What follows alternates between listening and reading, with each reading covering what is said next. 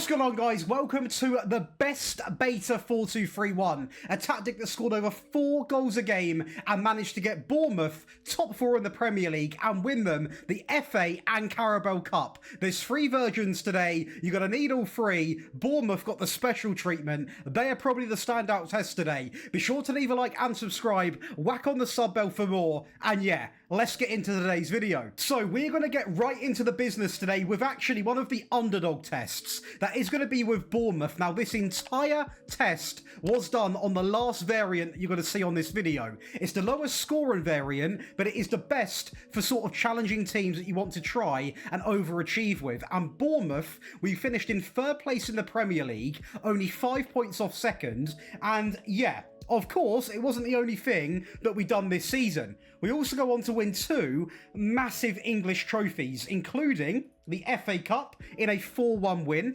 over West Ham, and also the EFL Cup 2-1 over Man City. Not only proving that we can beat big teams in big cup finals, but also over a 38-game season, if we actually expand on this, we go toe-to-toe with the best teams in England. So I was ecstatic with how good this tactic was. Now, in terms of the data hub, it was actually giving me quite an average return because the tactic is incredibly defensive, but we extracted the core performance. We won games against big teams, a good Premier League finish, 2 final appearances, 2 final wins, a good set of stats and a tactic we can be proud of. But again, this is the defensive version. There's more performance to be gained from the next 2 tactics you're going to be seeing. And one of them was the attacking version, where we did, of course, use a powerhouse. Now, with PSG, we do score a ridiculous amount of goals, and I'll make it very clear that this is a powerhouse test. I am not sit here promising if you play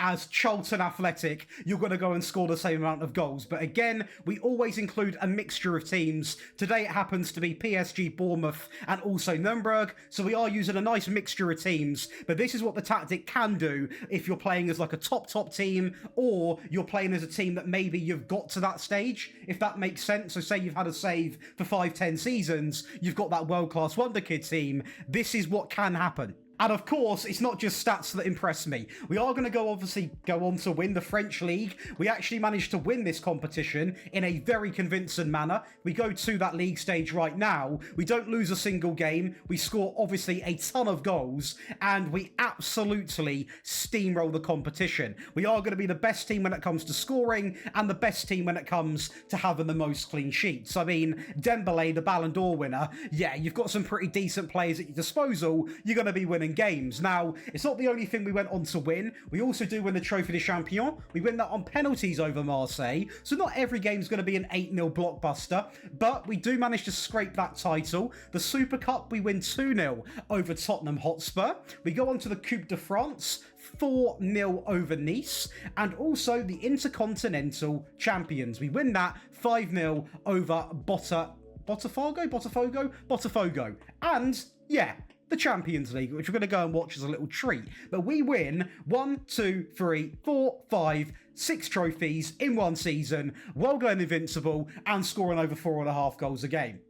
Some things, they're just simply lovely, aren't they? I mean, what ended up being quite the boring game, to be honest, until the 81st minute. Again, you play Real Madrid, it's not going to be an easy final. We are going to whack a ball inside the box here and go nearly 1-0 up directly from Marquinhos, but Kvaratskhelia recovers it. It's a rocket and finish in to the top right-hand corner. And from this point onwards, I feel like whoever scored in this part of the game, it's got a 9 times out of 10 go in their favour, and it does. I mean, Dembele picks it up, links up really well there with Hakimi, into Vitinha, into Barcola, back into Doué. I mean, the play here is honestly beautiful to see. Mendes down the left-hand side, taking on his man, cuts it back into Kvaratskhelia, wait for the overlap, there we go, Nuno Mendes, back stick, and this nearly worked out, but we are going to have to recover into Hakimi, Fabian, Vitinha on the ball, Hakimi down the right-hand side, Oh, it's a good challenge, to be fair, from Correas, but we are going to win it back. Hakimi, Vitinha. Again, we're really getting to see this tactic play in the attacking side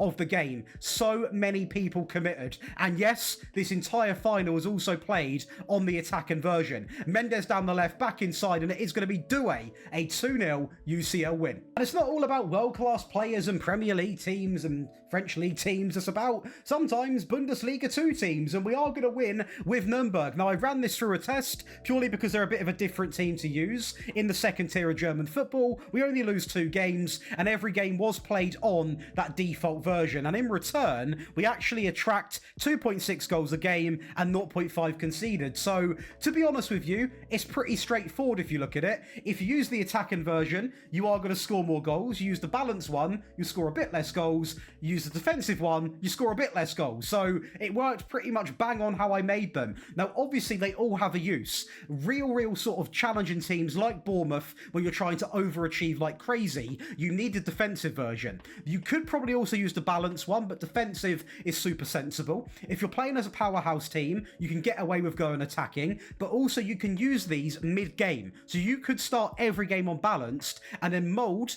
the sort of tactic around how the game situation is going. And that's what I tell people to do when they struggle to decide what one to use. That also is a very reputable way of getting results. But let's go talk tactics. Right then, over to your favourite part of the video. That is going to be the tactic breakdown. If you are enjoying, be sure to leave a like and subscribe. And as always, make sure you're coming on over to checking the Daily Josh channel out. It's my second channel. We do rebuilds there, let's plays and live streams, making tactics, playing the game, speaking to you boys and girls. Make sure you come on over and get involved. The link is going to be in the description, or just simply search up Daily Josh. And we've done Barcelona series, Manchester United series, Newcastle series already, and we're not slowing down. There's also some pretty cool exclusive tactics over on there that you could get some early access to, so I'm just going to say it. But let's go over now and talk about this tactic. So by far, still in this game, the 4-2-3-1 is the best formation. Now, that doesn't mean the game's unrealistic. To be honest, it shouldn't really even be that annoying, because in real life, the 4-2-3-1 is a very commonly used formation. It's very balanced, it's really good on the ball, and you just got a nice amount of players everywhere on the pitch. You know, you got your back 4, 2 DMs, you got a front block of 4 there as well. It's a really balanced way of playing football. Now, today, we're going to operate on the Gegenpress and the attacking mentality, and we are going to go through and talk about the player roles right now. So in goal, we are going to use a goalkeeper simply on the default in possession and default out of possession, so nothing too crazy there. We are going to use 2 ball-playing centre-backs, and both of them are going to be on tackle harder and then default when it comes to in possession, and that is going to be the same for the left-hand side as well. And again, for any new viewers on the channel, because I can tell we've got a lot of new people coming in, the instructions that are on the left-hand side of the screen automatically apply to the right-hand side of the screen. So unless we literally change the formation and another player role changes and something needs to be talked about, if you don't see me click on these when I cover this one, don't worry, nothing's changed, so you're not going to be missing out on anything. The wing back on the right hand side is going to be told to dribble more, make more runs, shoot less often, take more risks, standard and cross from the byline, while tackling harder. And the left back is going to be identical. Dribble more, make more runs, shoot less often, take more risks, standard and cross from the byline with tackle harder. Now, the sort of concept behind this is quite straightforward, right? I wanted the wing backs to push up as much as they physically could, while also being defensively solid. Now, because we are using 2, obviously, inside options, it's essential these provide width, and therefore that's why you see instructions like, you know, the dribble more, take more runs, take more risks, and really get up there, because they provide the width anyway without having to have run wide and, you know, run wide with the dribbling style. They make the good runs anyway in the positions that I want, so therefore we actually keep it quite basic, to be honest. We just have them as a little bit more attacking. We then go into the midfield, and on the left hand side we use a DM on the default with tackle harder coming in out of possession, and on the right hand side we go again default, and also tackle harder.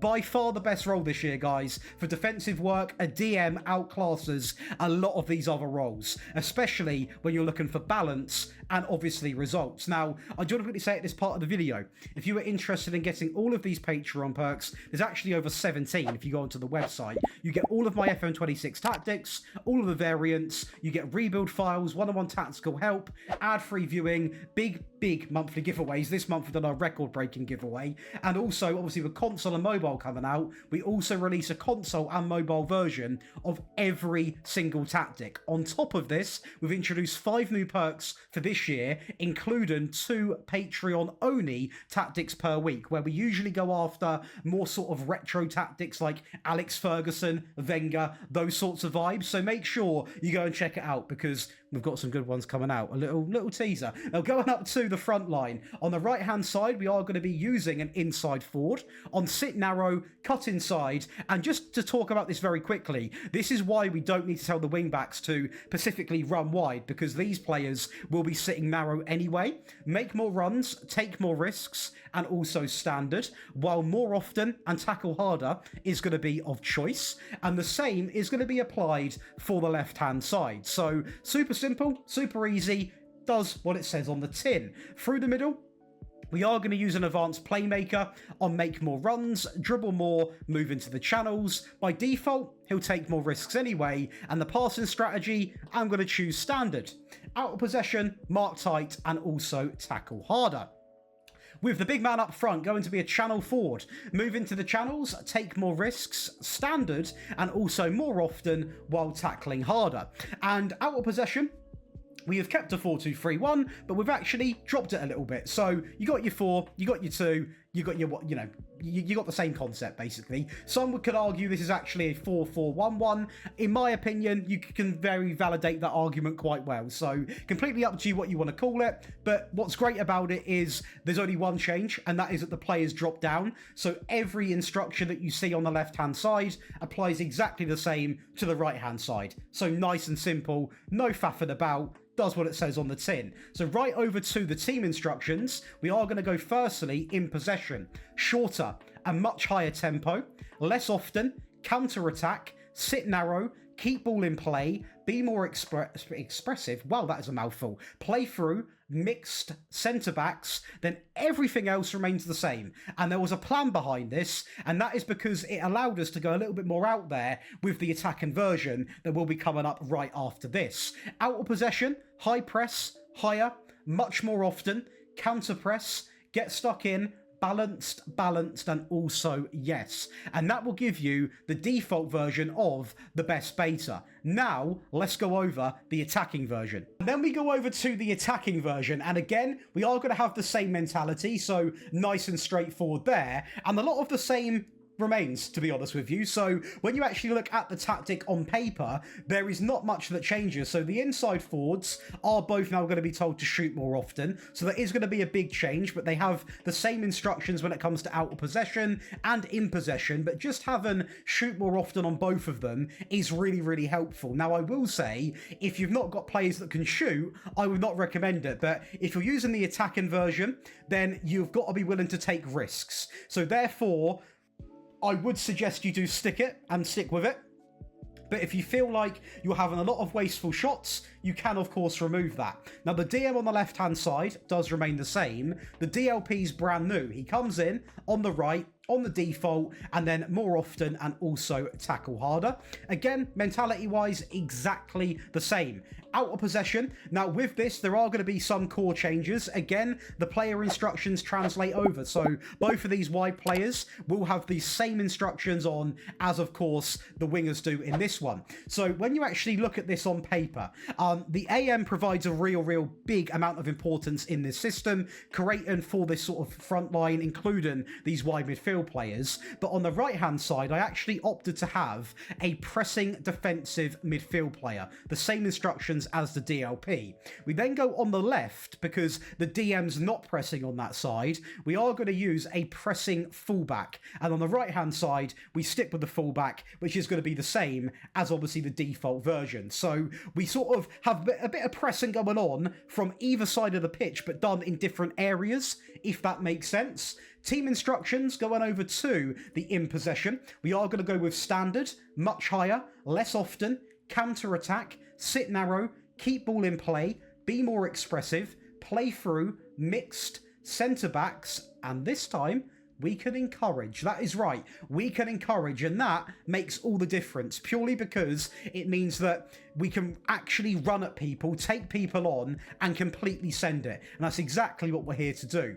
Out of possession, the high press, the much higher defensive line, much more often, counter press, get stuck in, balanced, and yes, when it comes to short goalkeeper distribution, and that will give you the attacking version that obviously scored over 4.5 goals a game and won 5 trophies in one season. Now to the defensive version for the Bournemouth side. This changes a lot. It changes a lot, guys. There's no other way to put it. You know, the balanced mentality plays a big part in this tactic, and also the team instructions will, but so does the player roles. You know, you can see quite a fair bit of change already. So, for example, actually, we are playing, you can argue this is more a 4-4-1-1, or you can say, like I said, it's a 4-2-3-1, however you wish to say it. So, we look at it across the back line, and the wing-backs are now going to be told to do exactly the same, so no changes there. Again, just to showcase you this, because it is very different. The ball players remain the same, the DMs are going to remain the same, so defaulted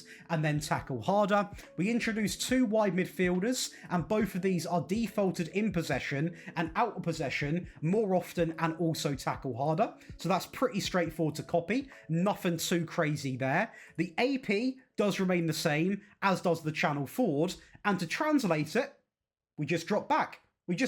So the instructions from the AP go to the CM. The 2 DMs go to the DM. The wide midfielder goes to those. The striker remains the same. The back line remains identical. So it's just a lot more of a drop back style. You come to us. And then we're quite good at that, because in the team instructions, we go over to in possession.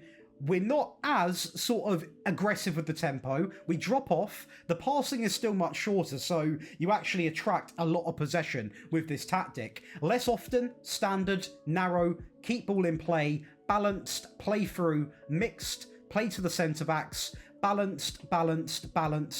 All the balance, not going to keep saying balance, but yeah, incredibly simple. And out of possession, you come to us. Standard defensive line, mid-block, much more often, counter press, get stuck in, balanced, and yes, when it comes to short goalkeeper distribution, that is going to be ticked. And that will give you not 1, not 2, but 3 versions of the best 4-2-3-1 beta. A very fun tactic to use, very good for results, and yeah, it can be used with anyone if you have the right variant, which you can obviously copy or go to the Patreon and download. Be sure to leave a like and subscribe, and as always, let me know what you want to see next week. Of course, this week we have gone back to doing sort of like a daily video across 2 channels, so you have a tactic, then on my second channel a rebuild, tactic here, rebuild, you know, tactic rebuild all the way through. And on top of that, we're also live streaming. So typically I'll be live streaming on the days where there is not a channel on Daily Josh. So usually on the days where I'm live, when you see a tactic video,